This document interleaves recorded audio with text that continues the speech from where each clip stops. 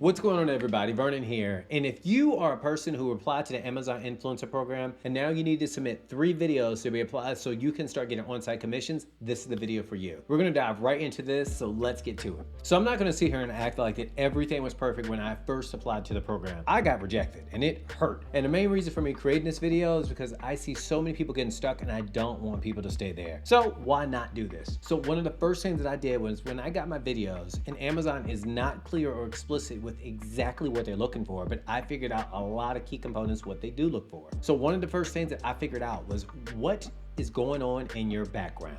And this is tip number 1. Pay attention to what is happening in your background. You do not want to have a large amount of commotion going on. I'm not saying that if you're doing videos where you're holding the object or holding the thing, but make sure you're considerate of your surroundings. You don't want to have any IDs. You don't want to have license plates. You don't want to have mail. You just want it to be of such a large emphasis and focus on the product that you're reviewing. When my original video was horrible, it was a busy background and a busy environment, and quite honestly, I left a piece of mail out and I wasn't even thinking about it. It was just a small corner of it, but they can see it. So be very, very mindful of this. So the second tip that I want to help everyone out with is this. Look at it from this perspective, right? And this might help some of you all who are worried about doing the videos. And you want to make sure that you're focusing on the product. We all know Amazon, multi-billion-dollar company, has so many accessories, so many items that we buy every single day, right? So make sure that you remember with this big opportunity to make these commissions, you're focusing on the product. Now, this is a little bit deeper than worrying about your surroundings, but you want to make sure that when you're talking about the product and you're reviewing it, giving people your perspective on it, talk about the product. Make sure you're focused on the product. It's not so much about you. So anyone who's hesitant because they're worried about being camera shy, the cat's out the bag, and I mean this with a lot of love, and I hope this comes with lots of support. It ain't about you, it's about the product. Talk about the product, what you like about the product, what made you buy the product, what were the reasons for you even searching for a product like this? Because think about it, at some point you've been a consumer and you will be a consumer again. Answer those types of questions where it's focusing on the product and maybe not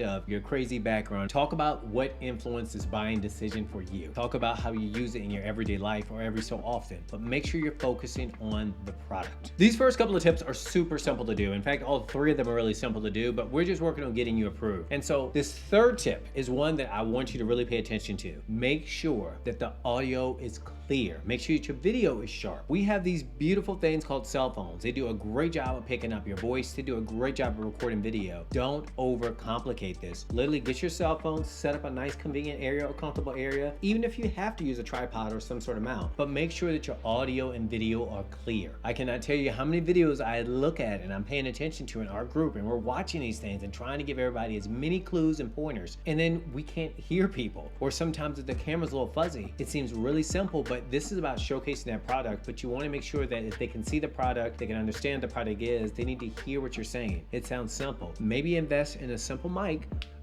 that can hook right up to your cell phone, or maybe consider just again getting a little bit closer to your mic, but find different ways of making sure that your audio and video are clear. And as a bonus, what I want you to do is remember this. When I say bonus, I just want you to appreciate this perspective. So just to recap everything, clear background, make sure you're focused on a product, making sure that you have great audio and video. So in short, to kind of wrap things up, keep a nice simple video that tells why you bought it, what you enjoyed about it, and what led you to the product. Don't overcomplicate this. If there's one thing I want you to take from this video, is that you most times need to do less than you need to do more, which should be a great relief for a lot of you all. If you got any questions, leave me a message in the comments, and quite honestly, go ahead and join our Facebook group where we can help you out if you want some more hands-on training, so we can help you out to help you get approved for on-site commissions today. Thank you all for watching this. If you like this video, check these other videos out. I'm gonna see you next time. Happy getting approved.